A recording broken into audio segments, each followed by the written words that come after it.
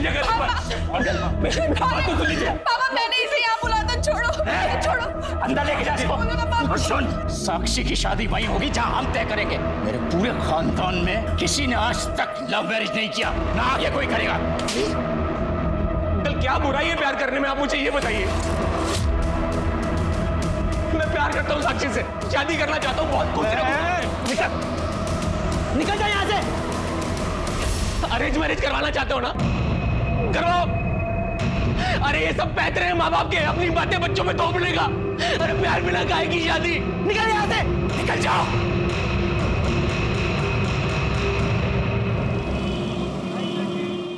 थोड़ा सा लेफ्ट करना, बस बस बस, करेक्ट।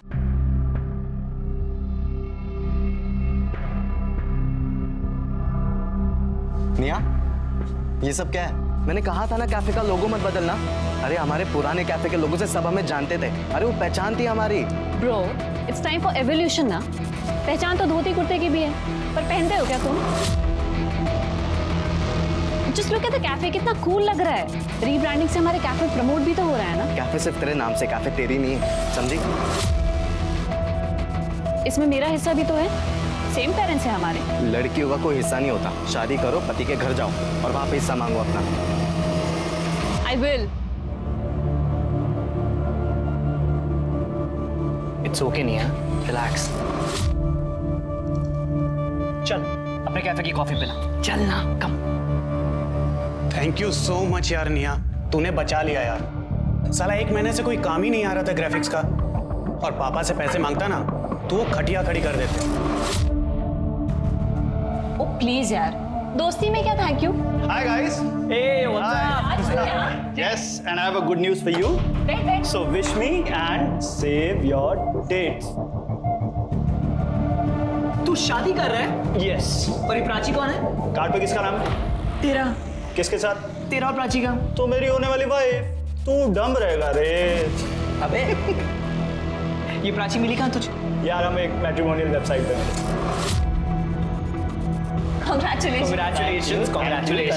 Congratulations से काम नहीं चलेगा, क्योंकि तुम सबको शादी वाले दिन पहुंचना पड़ेगा। बेटा शादी का कार्ड तूने मुझसे नहीं बनवाया ना, इसका बदला लूंगा मैं तुझसे। भाई सॉरी यार, वो एक्चुअली प्राची की फैमिली वालों ने बनवा दी। सही है ना, पैसे बच गए। अरे यार मजाक कर रहा था मैं, अब मीठा तो खिला। तो मेरी शादी की खुशी में तुम सब मिठाई खाओ। ऐसे लोगों की वजह से अरेंज मैरिज आज तक चलती आ रही है। जितनी जल्दी हो सके रिश्ता तय कर दो। अरे उम्र ज्यादा है तो क्या हुआ, 70 साल की उम्र में भी मर्द मर्द ही होता है, और ये तो फिर 40 के ही हैं। बात आगे बढ़ाओ। पापा आप ऐसे नहीं कर सकते। एक बात समझ ले, मेरी इज्जत से बढ़कर जिंदगी में और कुछ भी नहीं, औलाद भी नहीं। अगर मैंने तुझे पैदा किया है ना तो मार भी सकता हूं।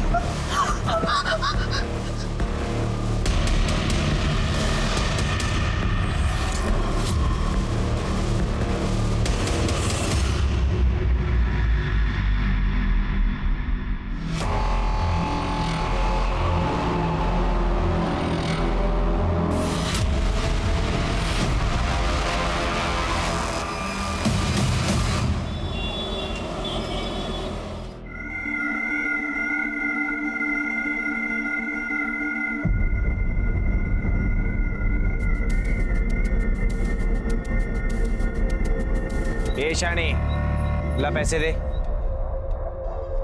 ये क्या, सिर्फ 500? 1000 रुपए निकाल चल। तूने 500 ही बोला था। 500 एक का लेती है, तुम 2 थे। चल ज्यादा ड्रामा मत कर, चल जा। अवधू चल।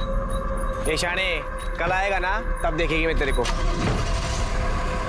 अरे जान दे कमली, ये तो इनका रोज रोज का नाटक है।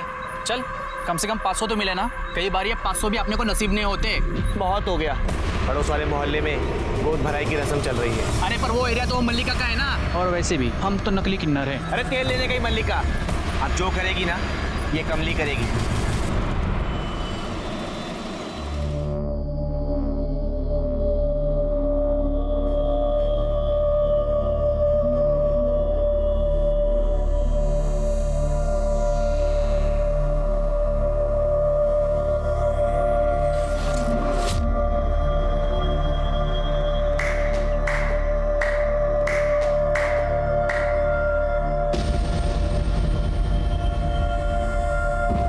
सारी बलाएं ले लूं, सदा सुहागन रहो, मुन्ना ही होगा।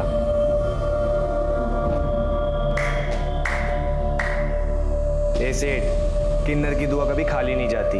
घर में बेटा ही होगा, वो भी स्वस्थ। ला, अब हमारा मुंह मीठा करा और पर्स भी भारी।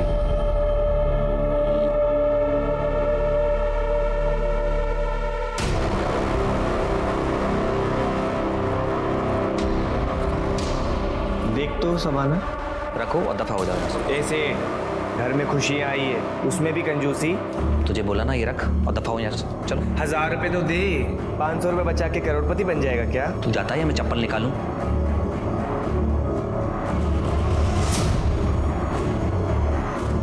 ए सेठ, इसकी मिठाई खा तू। छोड़ना रे, इसको बाद में देख लेंगे।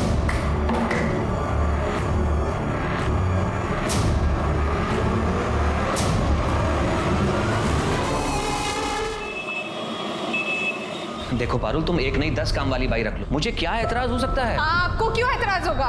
मैं यहाँ पे बाई ढूंढती हूँ और आप उसे 1 महीने में चलती कर देते हो।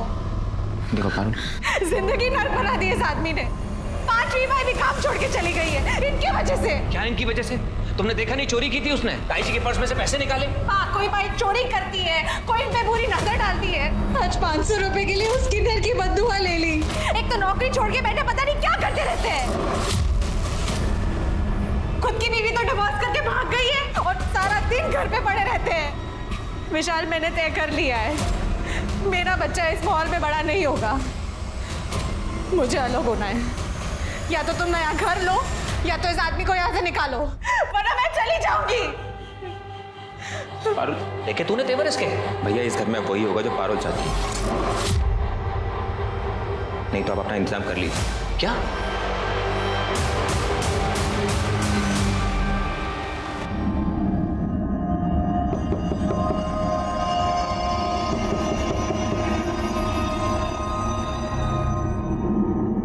ये विनोद भैया को अभी क्या चाहिए?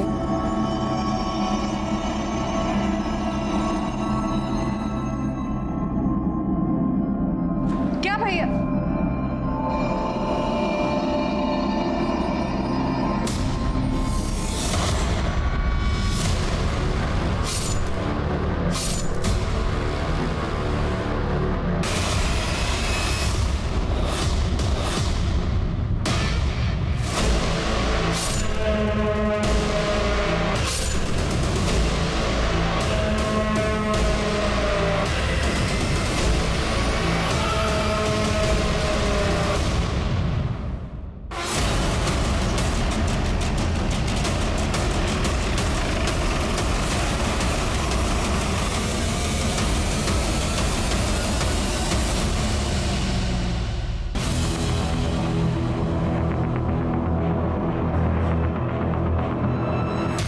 चारों तरफ अच्छे से चेक करो।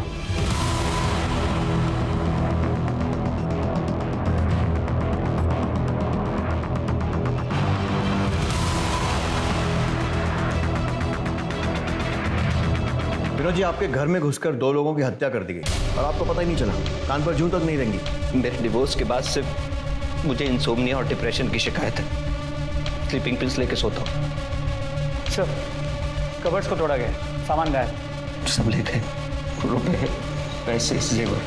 अंदर कैसा है, कुछ पता चला? सर, इसकी कॉन्सेंट्रेट के निशान। सर ये देखिए, सर शू प्रिंट के निशान है, पर ऐसा लग रहा है किसी ने शू पे प्लास्टिक कवरिंग पहनी हो। मतलब पूरी तैयारी से आए थे। विनोद जी, किसी से दुश्मनी आपकी या आपके भाई की, या फिर हाल फिलहाल में कोई झगड़ा, या फिर किसी पर शक हो आपको? कौन मार सकता है? कोई मार सके ऐसा तो कोई नहीं। बस कल नौकरानी से झगड़ा हुआ था, मैंने उसे घर से बाहर निकाल दिया। छोटी मोटी चोरी करती थी घर में। क्या? पैसे निकाल लिए? अच्छा, आप फोन रखो, मैं आपको कॉल करता हूं। शीला, तूने ताई जी के पर्स में से पैसे निकाले? क्या? क्या क्या? ताई जी के पर्स में से पैसे निकाले तूने ना? ये क्या कह रहे हैं भैया आप? मैंने तो ताई जी का पर्स देखा तक नहीं। अच्छा, तेरा पर्स निकाल, अभी पता चल जाएगा, सच्चाई सामने आएगी। पर्स निकाल। अरे पर्स निकाल। आप ये क्या कर रहे हैं? अरे भैया रुकिए, ये आप क्या कर रहे हैं? तुम लोगों को दिखाई नहीं देता? चोरी की है इसने। ताई जी के पर्स में से पैसे निकाले हैं। पर्स निकाल, पर्स निकाल। क्या कर रहे हैं भैया आप? मैंने तो ताई जी का पर्स देखा भी नहीं। ऐसे आदमी के घर में मुझे काम नहीं करना है जो और की इज्जत ना कर सके। नौकरानी की डिटेल्स लो और उसको थाने बुलाओ। आसपास एरिया में चेक करो कोई भी सीसीटीवी है क्या। चोरी हुए सारे सामान की लिस्ट बनाओ और सारे गहनों की लिस्ट ज्वेलर्स के पास भेजो। चोरी तो कर ली है, कहीं ना कहीं तो बेचने जाएंगी। सर, पारुल और विशाल का कत्ल उन्हीं के घर के अंदर कर दिया गया। पारुल 7 महीने की गर्भवती थी, फिर भी कातिल को रहम नहीं आया। अब कातिल जो भी है, लेकिन किसी गर्भवती महिला का कत्ल करना हर एक के बस की बात नहीं। जो कोई मानसिक विकृति वाला शख्स ही कर सकता है, जिसकी नजर में इंसानी जान की कोई कीमत नहीं। साहब, मैंने चोरी नहीं की। पारुल भाभी तो बहुत अच्छी थी, लेकिन उनके वो जेठ साहब वो बहुत ही शक्की इंसान है। उनका खुद का तो तलाक हो गया था साहब, तो उन्हें किसी औरत की खुशी बर्दाश्त ही नहीं होती थी। 6 महीने में 4 काम वाली बाइयों को निकाल चुके हैं साहब। पारुल भाभी के साथ उनका बहुत झगड़ा होता था, और विशाल भैया पक्ष लेते थे तो उनसे भी झगड़ा होता था। उसको औरत और आदमी का फर्क ही समझ नहीं आता था साहब।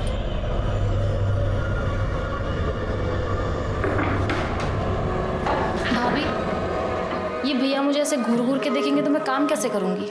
मैं भी एक औरत हूँ। अरे वो तुझे औरत है इसलिए घूर के नहीं देखते हैं। वो बहुत शक्की इंसान है। उन्हें तो लगता है कि मैं भी विशाल के पर्स से पैसे चोरी करती हूँ। मुझे भी ऐसे ही घूर के देखते हैं। ये सही है, उसने तेरी चोरी पकड़ी तो तूने उल्टा उस पर ही इल्जाम लगा दिया। नहीं साहब, मैं 10 घर का काम करती हूँ साहब। 15-20 हज़ार रुपये कमा लेती हूँ। 500 रुपये चुरा के पूरे मोहल्ले में बदनाम हो जाऊंगी साहब। मैं बेवकूफ़ थोड़ी हूँ साहब। ठीक है, जाओ। और सुनो, बिना बताए शहर छोड़कर मत जाना। जी साहब। कहीं ऐसा तो नहीं है कि इस विनोद ने ही मर्डर किया और उसके बाद लूटपाट का एंगल दे दियो। इस विनोद पे नजर रखो। अगर इसने ये किया है, बाकी एविडेंस से तो कोई फायदा नहीं होगा, फिंगरप्रिंट्स, मोबाइल रिकॉर्ड्स, लेकिन वो गहनों को ठिकाने लगाने की कोशिश करेगा। अगर इसी ने किया है तो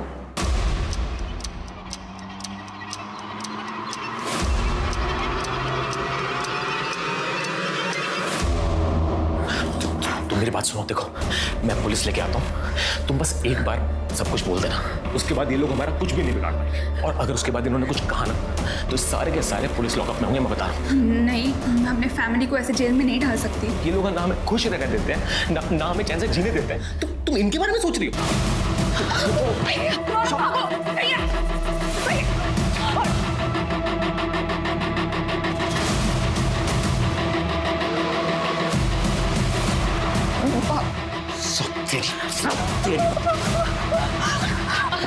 क्या करे? शकुन, इसे बांध के रख। नहीं पापा। आज के बाद इसे घर से निकलने मत देना।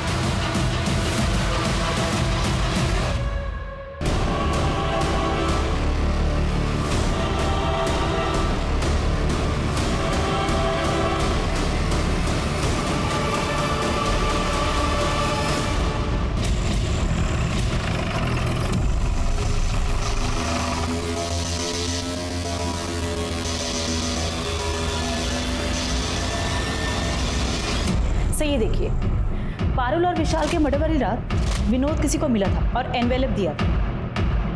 पता करो ये कौन है। सर,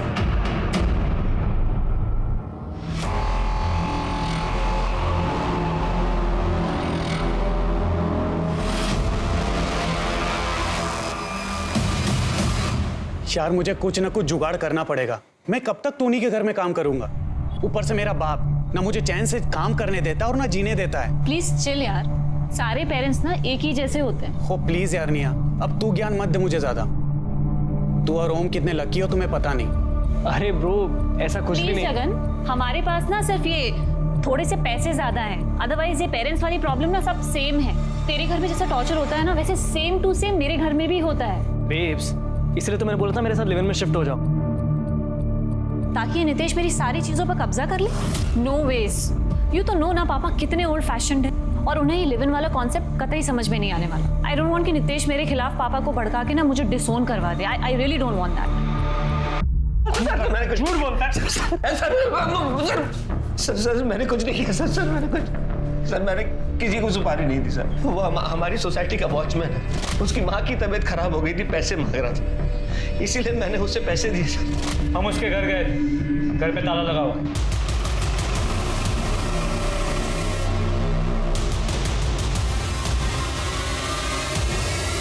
अपने गाँव गया होगा ना, मैंने पैसे इलाज के लिए दिए थे। कोई इलाज के पैसे नहीं थे, सुपारी दी थी अपने भाई और उसकी बीवी को मरवाने के लिए। सच बोला? नहीं सर, मैंने पैसे उधार में ही दिए थे और कुछ भी नहीं। तोड़ो इसको, और तब तक तोड़ो जब तक कि सच नहीं बोलता है। और उस वॉचमैन को ढूंढो।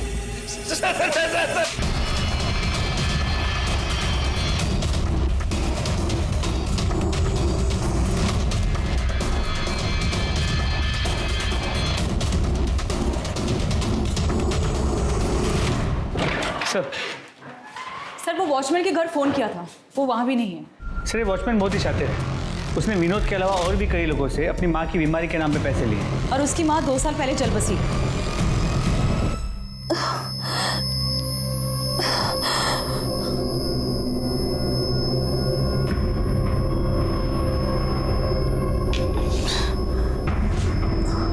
साक्षी, माँ ये देखो, प्लीज खोल दो मुझे।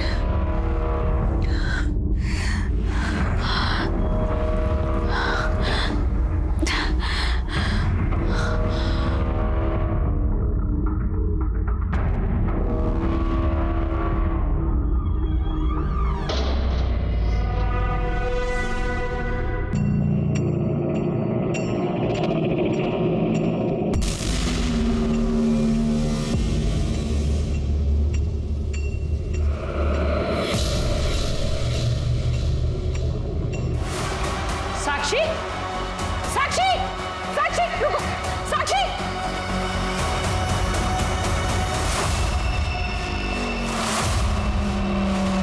साक्षी,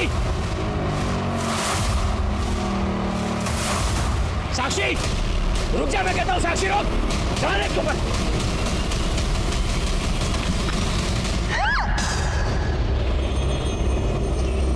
यार तुम्हारे हाथ में तो जादू है, क्या टेस्टी खाना बनाया तुमने यार।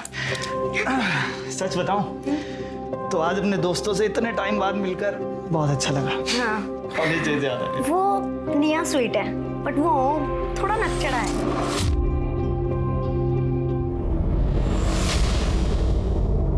यार कुछ नहीं, इस टाइम कौन होगा?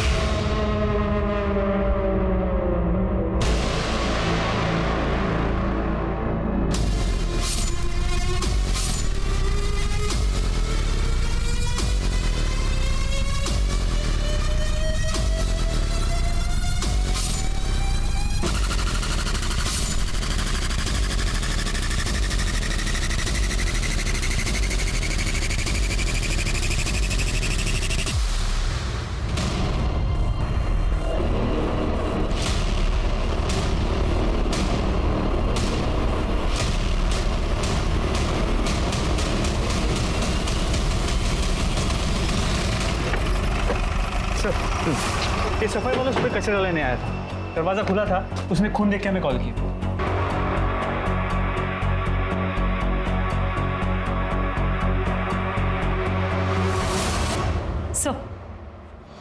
सर ये देखिए जूतों के निशान, ऐसे लग रहा है जैसे कि जूतों पर किसी ने प्लास्टिक कवर पहना। सर ये उसी तरीके के जूतों के निशान हैं जो कि विशाल और पारुल मर्डर केस में थे। और सर एक और बात, यहाँ भी चोरी हुई है। एक काम करो, आस पड़ोस में पूछताछ करो, आजू बाजू के एरिया में कोई भी सीसीटीवी फुटेज मिलता है चेक करो, फैमिली को बुलवाओ और चोरी हुए सामान की लिस्ट बनाओ। और ये भी पता करो कि वो वॉचमैन कहीं वापस शहर में तो नहीं आ गए। जी सर। मिश्रा, ऐसा ही निशान पारुल के घर के दरवाजे पर भी था, चेक करो। जी सर। देख, हमें पता चला कि तू नौकरी छोड़ के घर पे बैठा था, घर में सिर्फ पारुल और विशाल की चलती, इसीलिए तूने उन्हें मरवा दिया। अब ये बता कि किससे और कैसे? सर मैंने किसी को नहीं मरवाया। देख, 2 और लोगों का मर्डर हुआ है, अगर सच सच बोलेगा तो तेरी सजा कम करवा सकते हैं। सर मैं हाथ जोड़ता हूँ सर, मैं आपसे पहले भी कह चुका हूँ, मैंने किसी को नहीं मरवाया। मानता हूँ मैं उनसे चढ़ता था, लेकिन थे तो वो मेरा परिवार। अब आप बता रहे हो एक घटना फिर से घट गई तो मैं तो बेकसूर हुआ ना सर। सर राज के घर वाले आए, नए घर में शिफ्ट हुआ था सर, तो सत्यनारायण की पूजा रखी थी, हम भी वहां पर थे। दोपहर का खाना खाकर हम दोनों निकल गए थे सर, क्योंकि उसने अपने दोस्तों के साथ एक पार्टी रखी थी। आप जानते हैं उन दोस्तों को? जी सर।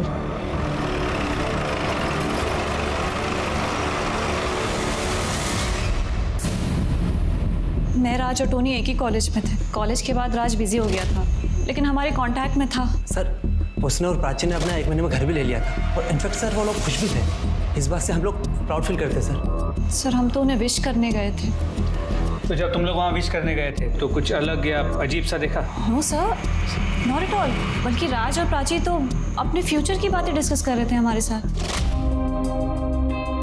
अरे यार, इतने सारे गिफ्ट लाने की क्या जरूरत थी यार? अरे कैसे नहीं लाते यार, आफ्टर ऑल तो नए घर में शिफ्ट हुआ है। अच्छा, इसी बात पे कुछ खा। वाह, म्यूजिक सिस्टम, ये तो पक्का निया की पसंद होगी। हाँ of course, I knew it. मैं अभी प्ले करता हूँ। अच्छा राज, हाँ, do you mind if I ask कि तू सिंगल चाइल्ड है ना, तो फिर यहाँ पे अकेले घर पे क्यों शिफ्ट हुआ? वेल, हमें भी तो अपनी प्राइवेसी चाहिए ना, हम भी थोड़ा लाइफ एंजॉय करना चाहते हैं, और फिर हम बेबी भी प्लान कर रहे हैं। तो व्हाट यार, अभी तो शादी हुई है, इतनी जल्दी क्या है बच्चे की? ओ मॉडर्निटी की देवी। यार तुम लोगों का ना मुझे सीरियसली कुछ समझ में नहीं आता है। छोड़ो यार, लेट्स हैव सम फन।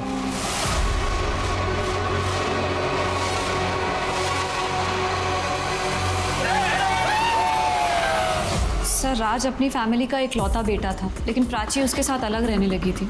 कहीं ऐसा तो नहीं कि उसकी फैमिली ने? नहीं हाँ, उसकी फैमिली ऐसा कुछ नहीं कर सकती है। ऑल्दो सर, राज की जो एक्स गर्लफ्रेंड थी रितु, वो भी उससे झगड़ा करती थी, और कई बार तो सोशल मीडिया पे उसके साथ पिक्चर्स पोस्ट करके उसे गालियाँ भी देती थी। ओह यस सर, ये देखिए सर, राज ने कल ही सत्यनारायण की पूजा के पिक्चर्स डाले थे। ये देखिए रितु ने क्या कमेंट किया हुआ है। रितु की डिटेल्स लो, पुलिस स्टेशन बोलो। सर क्या बताया sir? I wrote it on Friendsbook और अच्छे से उसे गाली दी और पब्लिकली सोशल मीडिया पे शेम किया। आपको पता है मेरे कितने फॉलोअर्स हैं? 2900 लोगों ने तो मेरी पोस्ट भी लाइक की, और सबने कहा यू गो गर्ल। देखो, हमने पता किया है तुम्हारा राज और उसकी बीवी के साथ झगड़ा हुआ। अरे चूड़ियां ले लेंगे यार पहले। कमीने, मेरी लाइफ बर्बाद करके तू इसके साथ यहाँ मजे कर रहा है? देखो रितु, अब मेरी और राज की शादी हो चुकी है, तो तुम ये तू चुप बैठ चुड़ैल, समझी? तेरी औकात नहीं है मेरे सामने बोलने की। Ritu, behave yourself. तुम्हारी इन्हीं हरकतों की वजह से ना मैंने तुमसे ब्रेकअप किया। हरकत? व्हाट हरकत? हाँ, ऐसा क्या किया मैंने तुम्हारे साथ? बोला ना, क्या किया? थप्पड़ मारा तुम्हें? तुम्हारे कपड़े फाड़े? अब मेरे पति को हाथ लगाया तो मुझसे बुरा कोई नहीं होगा। Get lost. हाँ तो वो डिजर्व करता था सर, और मेरा उसे मार के क्या फायदा होगा? मैं तो उसे तड़पते देखना चाहती थी, उसकी शादी टूटते देखना चाहती थी, लेकिन मर के तो वो सस्ते में निपट गया ना। डॉक्टर को दिखाया? मतलब थोड़ा। क्यों सर? क्योंकि तुम्हारी बातें ऐसी हैं। इसके अलावा ही चेक करो। फिलहाल जाइए, लेकिन शहर छोड़कर मत जाइएगा। जी सर। चलिए। ये क्या करती है सोशल मीडिया ने आजकल के बच्चों का? मेरा बेटा भी पूरे समय फोन पे चिपका रहता है। अरे कितनी बचकानी बातें करती है। लेकिन सर क्या ये मर्डर कर सकती है? लगता तो नहीं है, उस पर नजर रखो। इसके कॉल रिकॉर्ड चेक करो, पता करो इसने किसी शेडी आदमी से कांटेक्ट किया है या फिर किसी को हायर किया है। ऐसा करो, विनोद का सोशल मीडिया भी चेक करो, कहीं ये लोग ऑनलाइन तो लोगों को हायर नहीं कर रहे। अच्छा, बाकी के सीसीटीवी फुटेज आए? सर राज के घर के पास एक बैंक के एटीएम का सीसीटीवी फुटेज मिला, उसे क्रॉस चेक कर रहे हैं। और ज्वेलर से कोई इन्फॉर्मेशन? सर अब तक कुछ नहीं। सर मोस्ट प्रोबेबली ये ज्वेलरी शहर के बाहर बेची गई होगी। एक और शादीशुदा जोड़े का कत्ल हो गया। शुरुआती जांच के हिसाब से ये केस भी विशाल और पारुल के मर्डर केस जैसा है। यहाँ पुलिस की तहकीकात पर भी कई सवाल खड़े होते हैं। क्या पुलिस ने जल्दबाजी में केस बंद करने के चक्कर में कहीं विनोद को गलत तो नहीं फंसा दिया? और क्या पुलिस अगर इस मामले की कई एंगल से जांच करती तो राज और प्राची की जान बच सकती थी? जांच के दौरान एक अजीब बात सामने आई।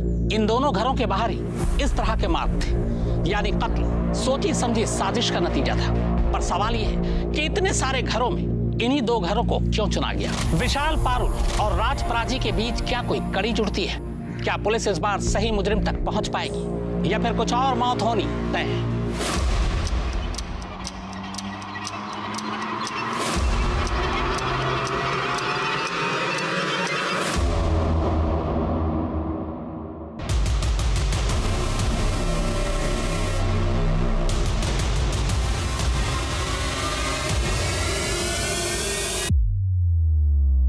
सर ये देखिए, पहली रॉबरी में कोई भी बाइक पर नहीं आया, पर दूसरी रॉबरी के वक्त राज और प्राची के घर 2 लोग बाइक पर गए थे। वो राज के घर की तरफ गए और 20-25 मिनट के बाद वहां से निकल गए। मतलब ये हो सकता है कि शायद पहली रॉबरी के बाद जो पैसा आया उससे बाइक खरीद ली। सर हो सकता है, क्योंकि बाइक पुरानी और नंबर प्लेट भी नहीं है। और ये देखिए सर, राज के घर किन्नरों ने मार्क छोड़ा है जो कि पारुल के घर पर मिला था, और वो लोग दोनों के घरों में गए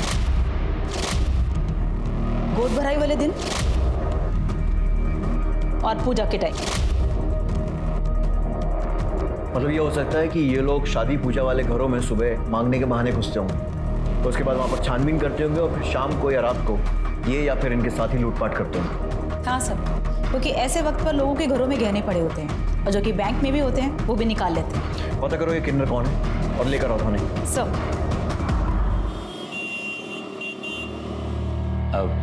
वैसे हमारी साक्षी बहुत सुंदर है, वो उसका एक्सीडेंट हो गया है ना, इसलिए थोड़ा मुरझाई सी लग रही है। कोई बात नहीं भाई साहब, साक्षी की सुंदरता कम नहीं हुई है ना निखिल? हमारी तरफ से ये रिश्ता पक्का समझिए। साली चुड़ैल, नकली किन्नर का ही की। मैं तेरे को बोली ना मेरे एरिया में आने का नहीं करके। मल्लिका, ये एरिया तेरा बाप का है क्या? अरे बाप निकल देगा रे तू।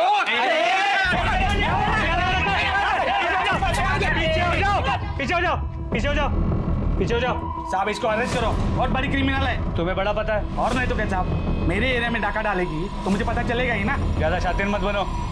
क्या यहाँ से? बैंक लंबी दीजिए। क्या यहाँ से? कमली तुमसे बात करनी है। बोलो ना साहब।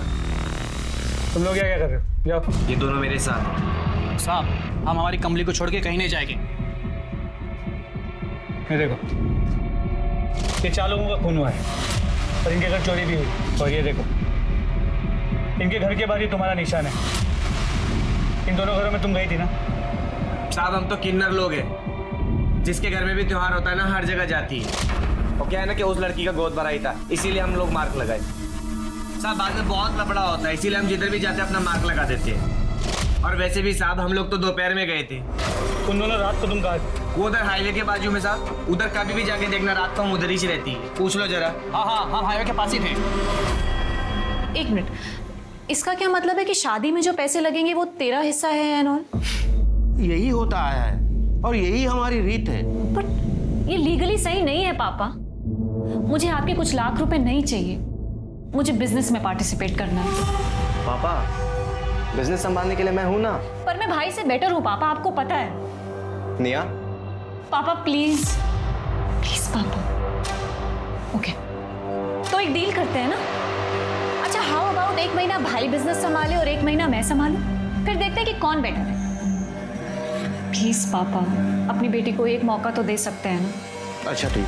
पर पापा कैसी बातें कर रही है ये? पापा धंधे में थोड़ी ना ये सब चलता है, बस 1 महीने की तो बात है।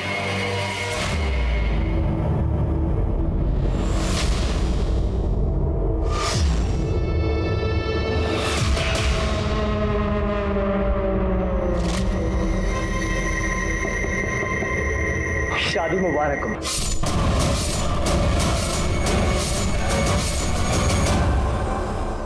पोस्टमार्टम और फोरेंसिक रिपोर्ट पारुल और विशाल के केस जैसी। धारदार चाकू से वार किया गया। घर में ना कोई डीएनए मिला है, ना किसी भी तरह के प्रिंट्स। हैं कौन ये लोग? हवा में से आते हैं और हवा में गायब हो जाते हैं। शुरू से शुरू करते हैं। पारुल के घर इन क्रिमिनल्स ने खिड़की से फोर्स एंट्री की थी, जबकि राज के घर ये लोग सामने के दरवाजे से घुसे थे। नहीं सर, राज के घर पे कोई फोर्स एंट्री का निशान नहीं था। मतलब ये हो सकता है कि कोई जान पहचान वाला आदमी था। तो या फिर ये भी हो सकता है कि राज के घर में किसी ने मदद मांगने के लिए नॉक किया, तो राज ने बिना कुछ सोचे दरवाजा खोल दिया। पॉसिबल है। और वैसे भी अगर तैयारी से आओ तो 2 लोगों को मारकर लूटने में ज्यादा मुश्किल नहीं होती। राज के घर के आसपास हमें 2 सस्पेक्ट बाइक पर दिखे, लेकिन पारुल के घर के आसपास हमें कोई सस्पेक्ट नहीं दिखा, ना आते हुए ना जाते हुए। सर हो सकता है वो बाइक पर आए ना हो, इसलिए हमें मिस कर दिया हो, वो पैदल आए हों। Good point. ऐसा करो, मर्डर के 1 दिन पहले और 1 दिन बाद का सारा सीसीटीवी फुटेज फिर से चेक करो। सर चोरी के सामान बेचने की कोई इन्फॉर्मेशन? नहीं सर, अपने एरिया में कुछ नहीं मिला। मैंने फोटोज को बाकी के पुलिस स्टेशन में सर्कुलेट कर दिया, शायद किसी और शहर में बेचा गया। ठीक है। इस तरह की लूट और किलिंग की वारदातें शहर के अलग अलग इलाकों और घरों में हुई थी, लेकिन पुलिस की सस्पेक्ट लिस्ट में एक भी ठोस नाम सामने नहीं आ रहा था। ये किसी प्रोफेशनल क्रिमिनल्स का गैंग लग रहा था। ये लुटेरे इतने शातिर थे कि इन्होंने अपने खिलाफ कोई सबूत नहीं छोड़ा था। ये निया बहुत तेज बन रही है, इसका फेल होना बहुत जरूरी है। अगर मेरे होते हुए भी पापा ने बिजनेस निया के हाथ में दे दिया तो फिर मेरी क्या इज्जत रह जाएगी?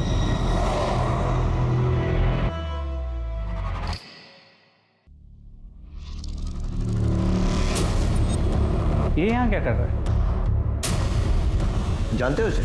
जी सर, उस दिन कैफे में देखा था, राज का दोस्त है। सर कमले के अलावा यही एक कॉमन लिंक है। मर्डर वाली रात कुछ घंटे पहले ये वहाँ देखा गया था। और निकला कब? सर मर्डर की अगली सुबह टोनी के साथ। मतलब मर्डर की एक रात पहले आया और मर्डर की अगली सुबह निकल गया। इसका एड्रेस निकालो और सारी डिटेल्स पता करो। सर सारा टाइम कंप्यूटर पे लगा रहता है। उस दिन मैं नाराज हो गया, थोड़ा सा कुछ कह सुन दिया तो नाराज होकर अपने दोस्त के घर चला गया। कौन से दोस्त के? टोनी है उसका दोस्त। तो बोला कि प्रोजेक्ट पूरा करके आऊँगा, 2 दिन बाद वहीं से आया।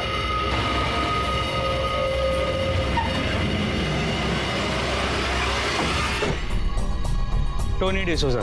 जी सर। तुम जगन के दोस्त हो? हाँ सर। जगन के बाप ने कहा कि वो 30 अप्रैल की रात तुम्हारे यहाँ पे रुका था। हाँ सर, वो 2 दिन मेरे साथ रुका था। तुम क्या करते? सर मैं कॉल सेंटर में जॉब करता हूँ। क्या है सर, सुबह जल्दी चले जाता हूँ, शाम को लेट आता हूँ। जगन के आने के बाद मैं सो गया था और सुबह चले गया जल्दी, और नेक्स्ट डे उसे मैंने ड्रॉप भी कर दिया था सर। सर आपके कहने पर मैंने जगन और टोनी के क्रेडिट कार्ड्स और एक्सपेंसेस चेक किए। पिछले 1.5 महीनों में काफी लाइफस्टाइल में चेंज आ गया। उठा कर लाओ दोनों को। सर मैंने कुछ नहीं किया। शुरू हो जाओ। मैंने कुछ नहीं किया है सर। और सर राज और प्राची की हाउस वार्मिंग पार्टी के बाद हम लोग ओम के फ्लैट पे चले गए थे सर, पार्टी कंटिन्यू करने के लिए। सर मैंने चेक किया है, इन लोगों की मोबाइल लोकेशन ओम के घर की है। मैं जितना इस केस को स्टडी करता हूँ, मुझे ये मामला सीरियल किलिंग का लगता है। सीरियल किलर होता क्या है, कैसा होता है? सीरियल किलर में खून करने की तलब होती है, कत्ल करने का एक खास पैटर्न होता है। अक्सर चोरों का इंटरेस्ट होता है चोरी करना, लेकिन चोर चोरी करने के बाद चुपचाप निकल जाना पसंद करते हैं। जब तक कि कोई उनके सामने ना आ जाए तब वो उन्हें मार देते हैं। अब पुलिस को अपनी सोच बदलनी होगी। क्या ये कत्ल चोरी को छुपाने के लिए है या चोरी कत्ल को छुपाने के लिए? क्योंकि अगर ये मामला सीरियल किलिंग का है तो फिर कई मौत होनी अभी बाकी है। नमस्ते आंटी, साक्षी को मैं तैयार कर देती हूँ। ठीक है, पर जल्दी करना। ठीक है।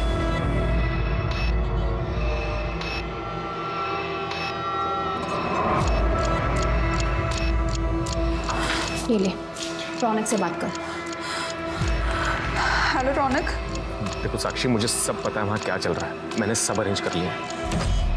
तुम बस आज कुछ भी करके रेलवे स्टेशन पहुंच जाओ, बाकी सब मैं देख लूंगा। 11:30 बजे तक वहां पहुंच जाना। सब ठीक है साक्षी?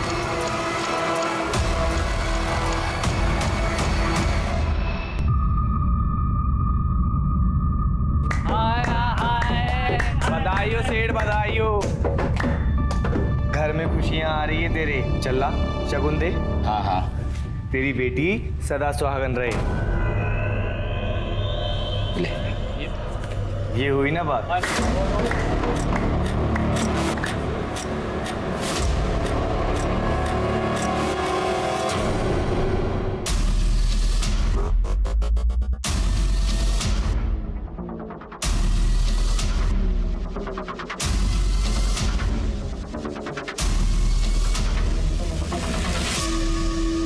सारी तैयारियां हो गई ना? हाँ। मैं कुछ और सुनने वाला। ए, कौन है वहाँ? पकड़ इसको पकड़।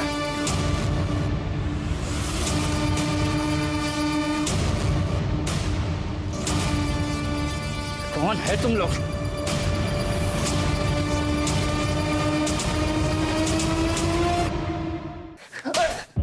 बहुत नाक में दम किया तुम लोगों ने। इतनी मर्डर्स और चोरियां? मैडम हम दोनों सच कह रही है, हमने कुछ नहीं किया। तो उस घर में क्या शादी के लड्डू खाने गए थे आधी रात को? मैडम वो तो हम उस लड़की को भगाने। 1 मिनट, लड़की को भगाने? वो साहब, कितना अच्छा मुख है तेरा, जी करता है तेरी सारी बलाएं। ये लोग मेरी शादी जबरदस्ती कर रहे हैं। मुझे आज रात यहाँ से भागना है, प्लीज मेरी मदद कर दो। मतलब उस लड़की की जबरदस्ती शादी हो रही है? जी साहब। साक्षी को फोन लगाओ। नहीं सर, मेरी शादी मेरी मर्जी से ही हो रही है। वो कमली आपसे झूठ बोल रही है। ठीक है।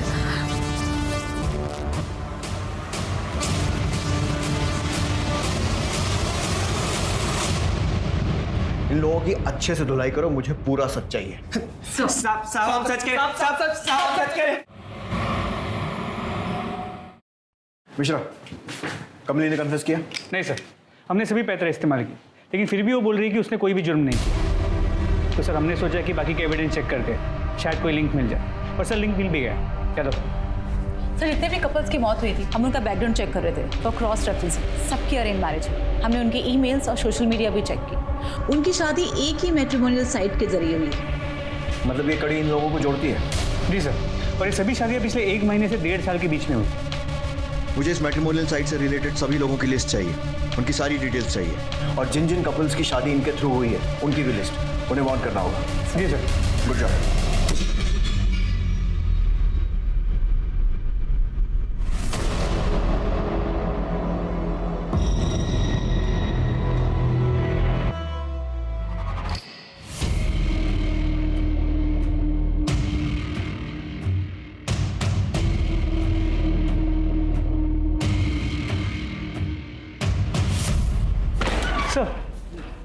सर टोनी डिसोजा, पारुल का पड़ोसी और राज का दोस्त। ये उसी कंपनी में काम करता है जो विवाह केंद्र का वेबसाइट मैनेज करती है। और इस टोनी ने आज ही साक्षी और निखिल का अकाउंट भी एक्सेस किया है। ये साक्षी वही लड़की है ना जिसके यहाँ वो किन्नर चोरी करने गए? हाँ सर। 1 मिनट, बहुत बड़ी गलती हो गई हमसे। ये क्रिमिनल्स लड़की के मायके नहीं बल्कि उसके ससुराल में चोरी करने, लूटपाट करने और मारने जाते हैं। शायद कमली सच कह रही थी। यारो गाड़ी निकलो। मिश्रा, फौरन उस कैफे में पहुंचो जहाँ टोनी मिलता है और उसके बाद हमको ज्वाइन करो। सर।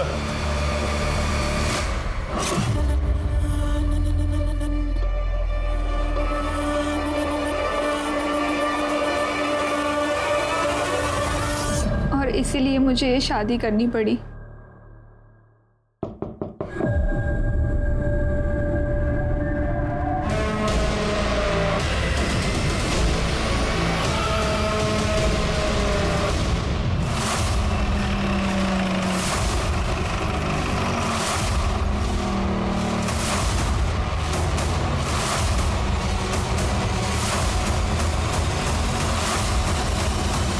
शादी मुबारक हो। हाथ पीछे, मैं तो खोपड़ी पे गोली मारूंगा। पीछे चाकू पे देख, पकड़ो दोनों।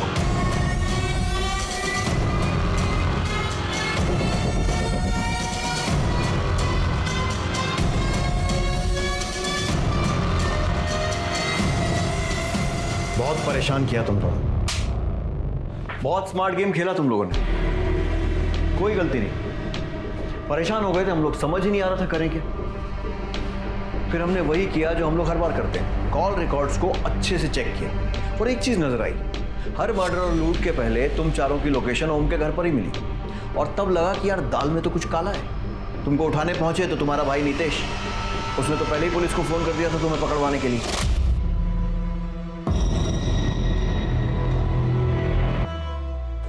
मिल गया निया को फंसाने का तरीका।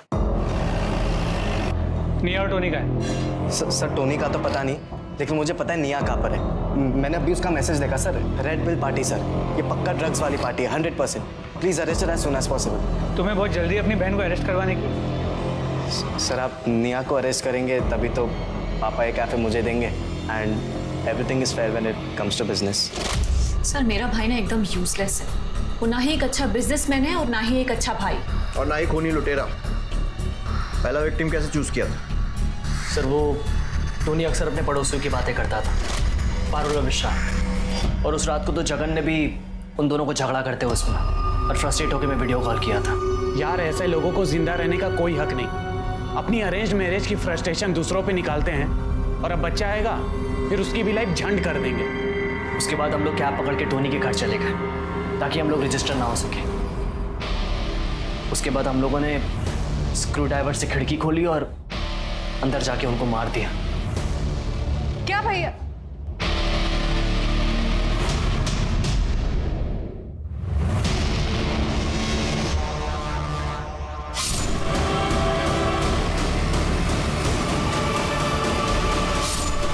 पहली बार था सर, बार क्या किक थी। एक काम करते हैं, थोड़ा सामान लूट लेते हैं, लूट का मामला लगेगा और टोनी और जगन का मुंह बंद रखने के लिए भी काफी होगा। Smart girl. चल।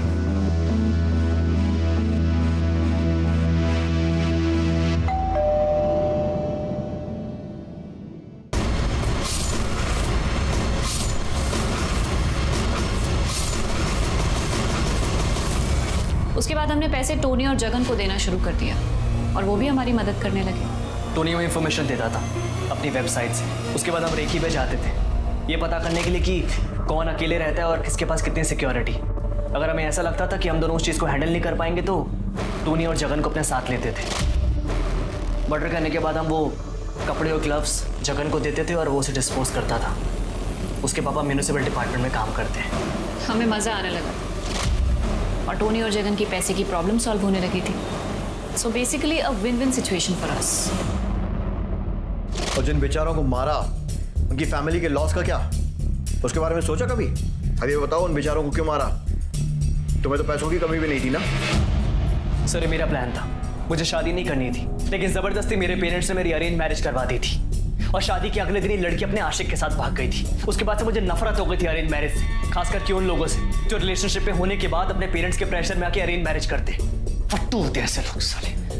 और मुझे प्रॉब्लम थी बच्चों के क्रेज से। अरे पॉपुलेशन इतनी बढ़ रही है सर, मतलब अगर प्यार नहीं है तो शादी करके बच्चे पैदा करने का क्या फायदा? और ये पेरेंट्स, इनके साथ जो जबरदस्ती हुई ये अपने बच्चों के साथ भी वही करते हैं। For what? किस लिए? ऐसे बढ़ाएंगे अपने वंश का नाम? बहुत क्रांतिकारी विचार हैं तुम लोगों के और मेरे हिसाब से आपके आगे आने वाले कुछ साल जेल में बीतने वाले। सीरियल किलर को पकड़ना इतना मुश्किल क्यों है? मैंने अपने करियर में कई सीरियल किलर से मुलाकात की और बात की और जो चीजें समझ में आई वो ये है कि एक तो सीरियल किलर हमारे आसपास होता जरूर है पर शक की कोई गुंजाइश नहीं छोड़ता, बेहद लो प्रोफाइल रहता है, उसका टारगेट बहुत साफ होता है, वो हमारे आसपास होते हैं, हमारे बीच में होते हैं, लेकिन कभी भी शक की कोई गुंजाइश नहीं छोड़ते। और यही वजह है कि दुनिया की कोई भी पुलिस हो, सीरियल किलर को पकड़ना उनके लिए सबसे मुश्किल होता है। अब मैं अनूप सोनी आपसे विदा लेता हूं, फिर मुलाकात होगी क्राइम पेट्रोल सतर्क में एक और नए केस के साथ और उस पर हमारे एक्सपर्ट के विश्लेषण के साथ। तब तक अपना और अपने परिवार का ख्याल रखें, सतर्क रहें, सुरक्षित रहें और देखते रहें क्राइम पेट्रोल सतर्क।